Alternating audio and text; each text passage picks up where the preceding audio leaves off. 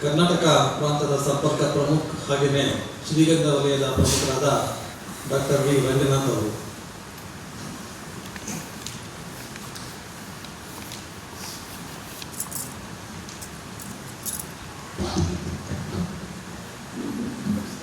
ಎಲ್ಲರೂ ನಮಸ್ಕಾರ. ಅಖಿಲ ಭಾರತೀಯ ಸಾಹಿತ್ಯ ಪರಿಷತ್ತಿನ ಆಶ್ರಯದಲ್ಲಿ ಹಾಗೂ ಕೊಡಗಿನ ರಂಗಭೂಮಿ ಟ್ರಸ್ಟ್ ಇದರ ಆಶ್ರಯದಲ್ಲಿ ಶ್ರೀಯುತ ಅಡ್ಡಂಡ ಕಾರ್ಯಪ್ಪ ಅವರ ರಚನೆಯ ನಿಜ ಮಹಾತ್ಮ ಬಾಬಾ ಸಾಹೇಬ್ ಅನ್ನುವಂಥ ಪುಸ್ತಕದ ಬಿಡುಗಡೆಯ ಲೋಕಾರ್ಪಣೆಯ ಸಮಾರಂಭಕ್ಕೆ ನಾವೆಲ್ಲ ಇಲ್ಲಿ ಆಸೀನರಾಗಿದ್ದೀವಿ. ಈ ಪುಸ್ತಕ ಅಡ್ಡಂಡ ಕಾರ್ಯಪ್ಪ ಅವರ 4ನೆಯ ಪುಸ್ತಕ. ಈ 4 ಪುಸ್ತಕಗಳು ಏನು ಇವತ್ತು ಬಿಡುಗಡೆ ಆಗುವಂಥ ಪುಸ್ತಕಗಳು ಸೇರಿ ಎಲ್ಲವೂ ನಾಟಕಕ್ಕೋಸ್ಕರ ಬರೆದಿರುವಂತಹ ಪುಸ್ತಕಗಳು ಮತ್ತು ಅದಷ್ಟು ಪ್ರದರ್ಶನಗಳು ಬಹಳ ಯಶಸ್ವಿಯಾಗಿ ನಡೆದಿರುವಂಥದ್ದು. 2022ರಲ್ಲಿ ಕಾರ್ಯಪ್ಪ ಅವರ ಮೊದಲ ಪುಸ್ತಕ ಟಿಪ್ಪು ನಿಜ ಕನಸುಗಳು ಅದು ಬಿಡುಗಡೆ ಆಗಿತ್ತು. 2023 ಹೆಚ್ಚು ಕಮ್ಮಿ ಪ್ರತಿ ವರ್ಷಕ್ಕೆ ಒಂದು ಪುಸ್ತಕದ ಥರದಲ್ಲಿ ಬಿಡುಗಡೆ ಆಗ್ತಾ ಇದೆ. 2ನೇದು ಕರಿನೀರ ವೀರ ಸಾವರ್ಕರ್ ಅವರ ಕುರಿತಾದಂತಹ ಪುಸ್ತಕ 2023ರಲ್ಲಿ ಬಿಡುಗಡೆ ಆಗಿತ್ತು. ಕಳೆದ ವರ್ಷ ಸತ್ಯವನ್ನೇ ಹೇಳುತ್ತೇನೆ ಅನ್ನುವಂಥ ಪುಸ್ತಕ ಬಿಡುಗಡೆ ಆಯಿತು. ಈಗ ನಿಜ ಮಹಾತ್ಮ ಬಾಬಾ ಸಾಹೇಬ್ ಈ 4ನೆಯ ಪುಸ್ತಕ. ಇವತ್ತಿನ ಈ ಪುಸ್ತಕದ ಲೋಕಾರ್ಪಣೆಯ ಸಮಾರಂಭದಲ್ಲಿ ಪುಸ್ತಕವನ್ನು ಲೋಕಾರ್ಪಣೆ ಮಾಡೋದಕ್ಕೆ ಆಗಮಿಸಿರುವಂತಹ ಮೈಸೂರು ಮತ್ತು ಕೊಡಗು ಕ್ಷೇತ್ರದ ಸಂಸದರು, ರಾಜಮನೆತನದ ಪ್ರಮುಖರು ಆದಂತಹ ಶ್ರೀ ಯದುವೀರ ಕೃಷ್ಣದತ್ತ ಚಾಮರಾಜ ಒಡೆಯರ್ ಅವರಿಗೆ ನಿಮ್ಮೆಲ್ಲರ ಪರವಾಗಿ, ಸಂಸ್ಥೆಯ ಪರವಾಗಿ ಹಾರ್ದಿಕವಾದಂತಹ ಸ್ವಾಗತವನ್ನು. ಈ ಪುಸ್ತಕ ಇವತ್ತು ಬಿಡುಗಡೆ ಆಗ್ತಿರುವಂತಹ ಪುಸ್ತಕ ಅಯೋಧ್ಯ ಪ್ರಕಾಶನದ 129ನೆಯ ಕೃತಿ. ಇದು ಅಯೋಧ್ಯ ಪ್ರಕಾಶನ ಕಳೆದ 3-4 ವರ್ಷಗಳಿಂದ ಹೆಚ್ಚು ಪುಸ್ತಕಗಳನ್ನು ಪ್ರಕಟಣೆ ಮಾಡ್ತಿರುವಂಥ ಒಂದು ಸಂಸ್ಥೆ. ಅದರಲ್ಲಿ 129ನೇ ಕೃತಿ ಇವತ್ತು ಬಿಡುಗಡೆ ಆಗ್ತಾ ಇದೆ. ಈ ಕೃತಿಯನ್ನು ಕುರಿತು ಮಾತಾಡೋದಕ್ಕೆ ಬೆಂಗಳೂರಿಂದ ಬಂದಿರುವಂತಹ ಶ್ರೀಯುತ ವಾದಿರಾಜರು, ಸಾಮಾಜಿಕ ಕಾರ್ಯಕರ್ತರು ಹಾಗೂ ಸಾಮರಸ್ಯ ಅದರ ಪ್ರಮುಖರು ಆಗಿರುವಂತಹ ಶ್ರೀಯುತ ವಾದಿರಾಜ್ ಅವರು ಇವತ್ತು ವೇದಿಕೆಯಲ್ಲಿ ಆಸೀನರಾಗಿದ್ದಾರೆ. ಅವ್ರಿಗೂ ಸಹ ಸ್ವಾಗತವನ್ನು ಕೋರ್ತಾ ಇದ್ದೀನಿ. ನಮ್ಮ ಮೈಸೂರಿನವರೇ ಶ್ರೀಯುತ ಮಾ ವೆಂಕಟರಾಮ್ ಅವರು ಹಿರಿಯ ಸಮಾಜ ಸೇವಕರು, ರಾಷ್ಟ್ರೀಯ ಸ್ವಯಂ ಸೇವಕ ಸಂಘದ ಸಂಘ ಚಾಲಕರಾಗಿ ಕೆಲಸವನ್ನು ಮಾಡಿದಂಥವರು. ಈಗ ಪ್ರಾಂತ ಕಾರ್ಯಕಾರಿಣಿಯ ಸದಸ್ಯರಾಗಿಯೂ ಸಹ ಕೆಲಸವನ್ನು ಮಾಡ್ತಾ ಇದ್ದಾರೆ. ಅವರಿಗೂ ಸಹ ತಮ್ಮೆಲ್ಲರ ಪರವಾಗಿ ಹಾರ್ದಿಕವಾದಂತಹ ಸ್ವಾಗತವನ್ನು ಕೋರ್ತಾ ಇದ್ದೀನಿ. ಮತ್ತೆಲ್ಲ ಸಾಂಸ್ಕೃತಿಕ ಚಟುವಟಿಕೆಗಳಲ್ಲಿ ಸಾಮಾನ್ಯವಾಗಿ ಕಂಡುಬರುವಂಥ ಒಂದು ಹೆಸರು ಡಾಕ್ಟರ್ ಚಂದ್ರಶೇಖರ್ ಅವರು. ಆದಿತ್ಯ ಆಸ್ಪತ್ರೆಯ ಆಡಳಿತಾಧಿಕಾರಿಗಳು. ಅನೇಕ ಸಾಮಾಜಿಕ ಚಟುವಟಿಕೆಗಳಲ್ಲಿ ತಮ್ಮನ್ನು ತೊಡಗಿಸ್ಕೊಂಡಿದ್ದಾರೆ. ಅವರು ಸಹ ಇವತ್ತಿನ ಕಾರ್ಯಕ್ರಮದಲ್ಲಿ ಹಾಜರಿದ್ದಾರೆ. ಅವ್ರಿಗೂ ಸಹ ಸ್ವಾಗತವನ್ನು ಬಯಸ್ತಾ ಇದ್ದೀನಿ.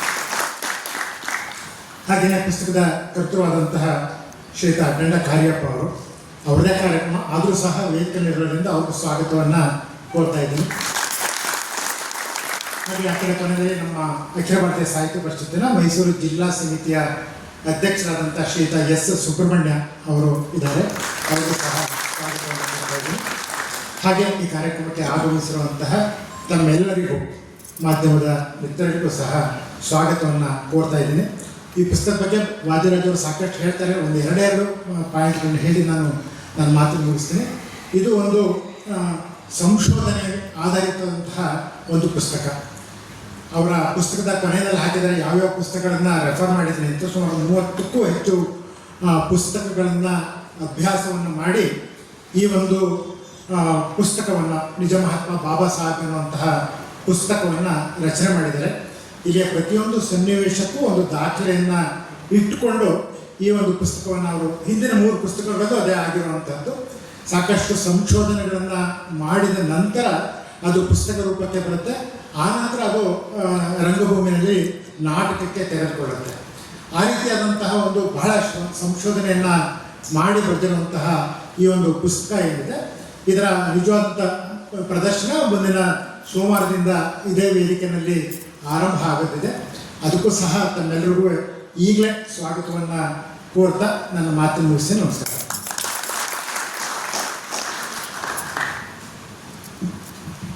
ಧನ್ಯವಾದಗಳು ಡಾಕ್ಟರ್ ವಿ ರಂಗನಾಥ್ ಅವರೇ. ಆತ್ಮೀಯರೇ, ಇತ್ತೀಚೆಗೆ ನಮ್ಮನ್ನು ಅಗಲಿದ ನಮ್ಮ ಕನ್ನಡ ಸಾಹಿತ್ಯ ಲೋಕದ ಡಾಕ್ಟರ್ ಎಸ್ ಎಲ್ ಭೈರಪ್ಪ ಅವರು, ಹಾಗೆಯೇ ಮೊಗಳಿ ಗಣೇಶ್, ಈ ಇಬ್ಬರನ್ನೂ ಸಹ ನೆನೆಯುತ್ತಾ ನಾವು ಅವರಿಗೆ ನುಡಿ ನಮನವನ್ನು ಒಂದು ಅರ್ಪಿಸುವಂಥ ಸಂದರ್ಭ. ಇದನ್ನು ನಡೆಸ್ಕೊಡೋದಕ್ಕೆ ನಮ್ಮ ಜೊತೆ ಇದ್ದಾರೆ ಕರ್ನಾಟಕ ಸಾಹಿತ್ಯ ಅಕಾಡೆಮಿಯ ನಿವೃತ್ತ ಅಧ್ಯಕ್ಷರು, ಹಾಗೆಯೇ ಪ್ರಸ್ತುತ ಮಹಾರಾಣಿ ಕಾಲೇಜಿನಲ್ಲಿ ಪ್ರಾಧ್ಯಾಪಕರಾಗಿರುವಂತಹ ಡಾಕ್ಟರ್ ಬಿ ವಸಂತಕುಮಾರ್ ಅವರು ಬಂದು ನಡೆಸ್ಕೊಳ್ಬೇಕು ಅಂತ ಕೇಳ್ಕೊಳ್ತೀನಿ.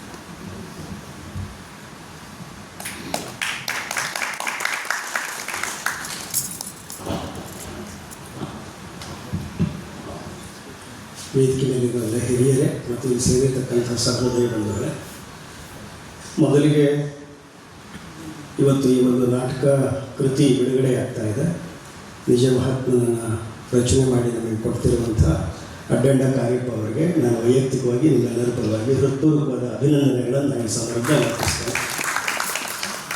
ಎರಡನೇದು, ನಮ್ಮ ದೇಶದಲ್ಲಿ ಇತ್ತೀಚೆಗೆ ಸರ್ವೋಚ್ಚ ನ್ಯಾಯಾಲಯದ ನ್ಯಾಯಾಧೀಶರ ಮೇಲೆ ಆಗಿರ್ತಕ್ಕಂಥ ಒಂದು ಪ್ರಕರಣ, ಅದು ಖಂಡನೀಯ. ಹಾಗಾಗಿ ಈ ಸಂದರ್ಭದಲ್ಲಿ ಅಂಥ ಪ್ರಕರಣವನ್ನು ಖಂಡಿಸ್ತಾ ಮತ್ತೆ ಅದು ಮರುಕಳಿಸದೇ ಇರಲಿ ಅನ್ನುವಂಥ ಆಶಯವನ್ನು ಈ ಸಂದರ್ಭದಲ್ಲಿ ವ್ಯಕ್ತಪಡಿಸೋಣ. ಹಾಗೆಯೇ ಈರುವರು ಬಹಳ ಮುಖ್ಯವಾದ ಬರಹಗಾರರು.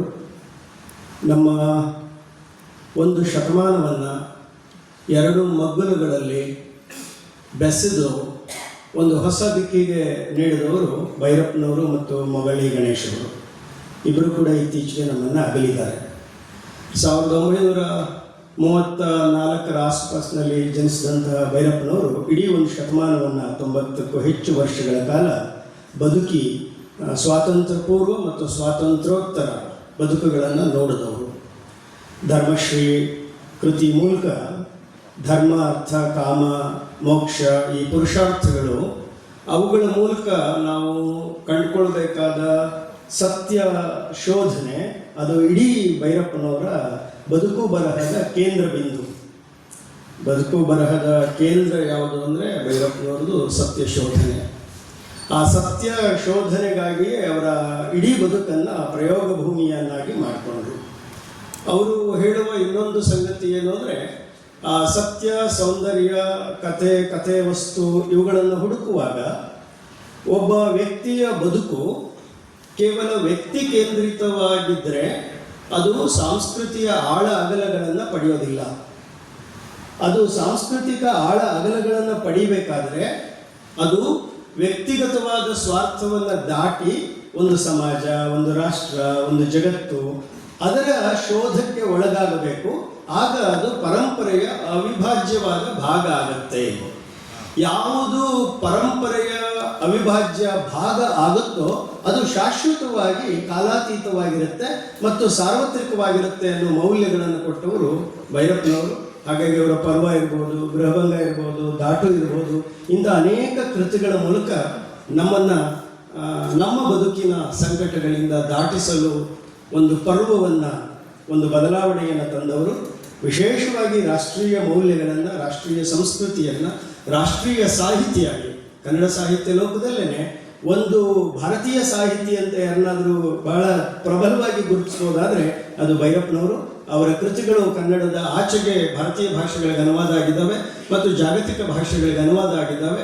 ಹಾಗಾಗಿ ವರ್ತಮಾನ ಕಾಲದ ಭಾರತೀಯ ಮೌಲ್ಯಗಳನ್ನು ಭಾರತದ ಉದ್ದಗಲಕ್ಕೆ ಮತ್ತು ಹೊರಗಡೆಗೆ ಪಸರಿಸಿ ಅವರು ಅಮರರಾಗಿದ್ದಾರೆ. ಅವರ ದೇಹ ಮಾತ್ರ ಅಗಲಿದೆ, ಆದರೆ ಅವರ ಬದುಕು ಮತ್ತು ಬರಹದ ಮೌಲ್ಯಗಳು ಅವು ಚಿರಂಜೀವಿ ಅಂತ ಹೇಳುತ್ತಾ ಅವರಿಗೆ ಭಾವಪೂರ್ಣವಾದ ನುಡಿ ನಮನಗಳನ್ನು ಈ ಸಂದರ್ಭದಲ್ಲಿ ಅರ್ಪಿಸ್ತೇನೆ. ಹಾಗೆ ಮತ್ತೊಬ್ಬ ಪ್ರತಿಭಾವಂತ ಮತ್ತು ಸದಾ ತಳಮಳಗಳಿಂದ ಬದುಕಿನ ಸಂಕಟಗಳನ್ನು ಅನುಭವಿಸಿ ಅದನ್ನು ಮೀರೋದಕ್ಕಾಗಿ ಬದುಕು ಬರಹವನ್ನು ನಡೆಸಿದವರು ಮೊಗಳಿ ಗಣೇಶ್ ಅವರು. ಮೊಗಳಿ ಗಣೇಶ್ ಅವರು 1963ರಲ್ಲಿ ಚನ್ನಪಟ್ಟಣ ತಾಲೂಕಿನಲ್ಲಿ ಜನಿಸಿದಂಥವರು. ಮೈಸೂರಿನ ಮಾನಸ ಗಂಗೋತ್ರಿಯಲ್ಲಿ ಅರ್ಥಶಾಸ್ತ್ರದ MA ಮಾಡಿದವರು, ಆಮೇಲೆ ಜನಪದ MA ಮಾಡಿದವರು. ನಾನು ಅವರು MA ಓದುವ ದಿನಗಳಲ್ಲಿ ಗಂಗೋತ್ರಿಯಲ್ಲಿ ಒಟ್ಟಿಗೆ ಸಹಪಾಠಿಗಳಾಗಿದ್ವಿ ಮತ್ತು ಹಂಪಿ ವಿಶ್ವವಿದ್ಯಾಲಯದಲ್ಲಿ ಕನ್ನಡ ಪ್ರಾಧ್ಯಾಪಕರಾಗಿ ಕೆಲಸ ಮಾಡಿದವರು. ನಾನು ಸಿಂಡಿಕೇಟ್ ಸದಸ್ಯ ಆಗಿದ್ದಾಗ ಅಲ್ಲಿ ಅವರು ಪ್ರಾಧ್ಯಾಪಕರಾಗಿ ಒಡನಾಟ ಇದೆ. ಅವರ ಮೊದಲ ಕೃತಿ ಬಂದಿದ್ದೆ ಬುಗುರಿ ಅನ್ನುವಂಥ ಸಂಕಲನ ಮೂಲಕ ಕನ್ನಡ ಸಾಹಿತ್ಯವನ್ನು ಪ್ರವೇಶ ಮಾಡ್ತಾರೆ. ಅವರ ಕೃತಿಗಳ ಹೆಸರುಗಳನ್ನು ನೀವು ಗಮನಿಸಿದರೆ ಬುಗುರಿ, ಮಣ್ಣು, ಭೂಮಿ, ತೊಟ್ಟಿಲು, ಈ ಪದಗಳ ಒಳಗಡೆ ಒಂದು ಮಣ್ಣಿನ ಗುಣ, ಒಂದು ತಾಯಿ ಗುಣ ಮತ್ತು ದಲಿತ ಲೋಕದ ಸಂಕಟಗಳ ತಳಮಳಗಳಿದಾವಲ್ಲ ಅದನ್ನು ಅನುಭವಿಸಿದ್ದಾರೆ. ಒಂದು ಹಳೆಯ ಚಡ್ಡಿ ಇರ್ಬೋದು ಮತ್ತು ಅಪ್ಪನ ಕನಸಿರ್ಬೋದು. ಈ ರೀತಿ ಅನ್ನಕ್ಕೆ ಇಲ್ಲದ ಸಂಕಟದಿಂದ, ಉಡಲು ಬಟ್ಟೆಗಳಿಲ್ಲದ ಸಂಕಟದಿಂದ ಇವತ್ತು ಯಾವುದನ್ನು ಬಾಬಾ ಸಾಹೇಬ್ ಅಂಬೇಡ್ಕರ್ನ ನಿಜ ಮಹಾತ್ಮ ಅಂತ ಹೇಳ್ತೀವೋ ಅಂತಹ ಬಾಬಾ ಸಾಹೇಬ್ ಅಂಬೇಡ್ಕರ್ರ ಸಂಕಟಗಳನ್ನು ಆ ಕಾಲದಲ್ಲಿ ಅನುಭವಿಸ್ತಾ ಅದನ್ನು ಕತೆ ಮಾಡ್ತಾ, ಕಾದಂಬರಿ ಮಾಡ್ತಾ, ಬದುಕಿನ ಸಂಕಟಗಳನ್ನು ಮೀರೋದಕ್ಕೆ ಬಾಬಾ ಸಾಹೇಬ್ ಅಂಬೇಡ್ಕರ್ನ ಬದುಕು ಬರಹದ ತುಂಬಿಕೊಂಡಂತಹ ತಾಯ್ತನದ ಅತ್ಯಂತ ಪ್ರೀತಿಯ, ನನಗೆ ಯಾವಾಗಲೂ ಒಂದು ಅಣ್ಣನ ಪ್ರೀತಿಯನ್ನು ತೋರಿದಂಥ ಮೊಗಳಿ ಗಣೇಶ್ ಅವರು ಕೂಡ ಇತ್ತೀಚೆಗೆ ನಮ್ಮನ್ನು ಅಗಲಿದ್ದಾರೆ. ಹಂಪಿ ವಿಶ್ವವಿದ್ಯಾಲಯದಲ್ಲಿ ಅವರದೇ ಆದ ವಿಶೇಷ ಕೊಡುಗೆ ಇದೆ ಜಾನಪದ ಲೋಕಕ್ಕೆ ಮತ್ತು ಬೇರೆ ಬೇರೆ ಕಥೆಗಾರರಾಗಿ, ಕಾದಂಬರಿಕಾರರಾಗಿ, ಪ್ರಬಂಧಕಾರರಾಗಿ, ವಿಮರ್ಶಕರಾಗಿ, ಅದೆಲ್ಲದಕ್ಕಿಂತ ಹೆಚ್ಚು ಒಂದು ವೈಚಾರಿಕ ಲೋಕದ ಸಂಗತಿ ಇಟ್ಕೊಂಡು ಕೂಡ ಮತ್ತು ನಾನು ರಾಷ್ಟ್ರೀಯ ಸ್ವಯಂ ಸೇವಕ ಸಂಘದ ಕಾರ್ಯಕರ್ತ ಅಂತ ಗೊತ್ತಿದ್ದು ಕೂಡ ನಮ್ಮ ವೈಚಾರಿಕ ಭಿನ್ನಾಭಿಪ್ರಾಯಗಳ ನಡುವೆಯೂ ಕೂಡ ಒಂದು ಅತ್ಯಂತ ಆಳವಾದ ಮಾನವೀಯ ಸಂಬಂಧವನ್ನು, ಪ್ರೀತಿಯನ್ನು ಇಟ್ಕೊಂಡಿದ್ದಂಥವರು ಮೊಗಳಿ ಗಣೇಶ್ ಅವರು. ಅವ್ರಿಗೂ ಕೂಡ ಈ ಸಂದರ್ಭದಲ್ಲಿ ಭಾವಪೂರ್ಣ ನುಡಿನಮನಗಳನ್ನು ಅರ್ಪಿಸ್ತೇನೆ. 1 ನಿಮಿಷ ಮೌನಾಚರಣೆ ಮೂಲಕ ಅವರಿಗೆ ಶ್ರದ್ಧಾಂಜಲಿಯನ್ನು ಅರ್ಪಿಸೋ. ಓಂ ಅಸತೋ ಮಾ ಸದ್ಗಮಯ ತಮಸೋ ಮಾ ಜ್ಯೋತಿರ್ಗಮಯ ಮೃತ್ಯೋರ್ಮಾ ಮೃತಂಗಮಯ. ಓಂ ಶಾಂತಿ ಶಾಂತಿ ಶಾಂತಿ.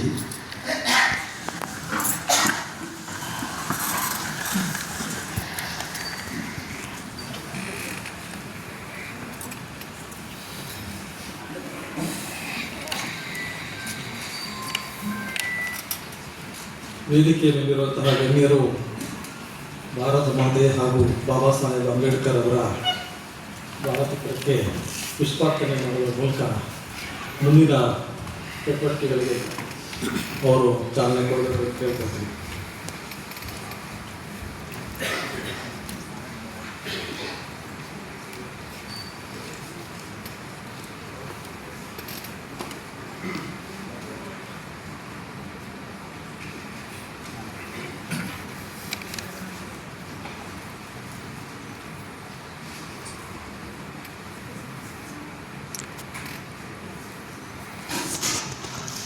जय बोलो भारत माता की जय, भारत माता की जय, भारत माता की जय.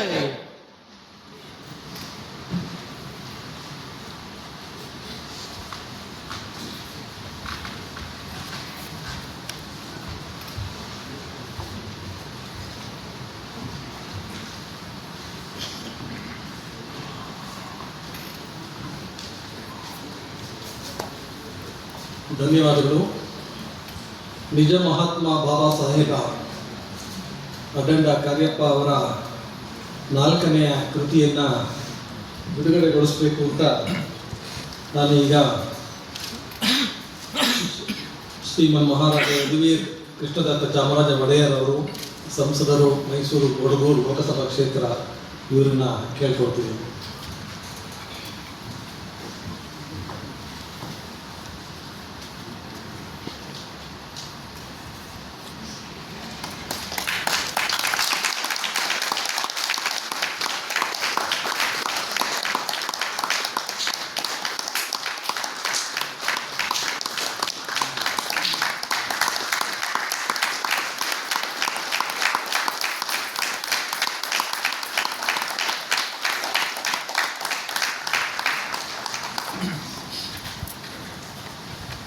ಧನ್ಯವಾದಗಳು.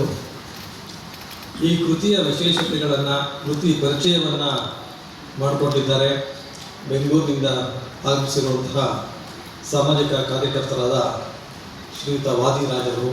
ವಾದಿರಾಜರೇ ಬನ್ನಿ.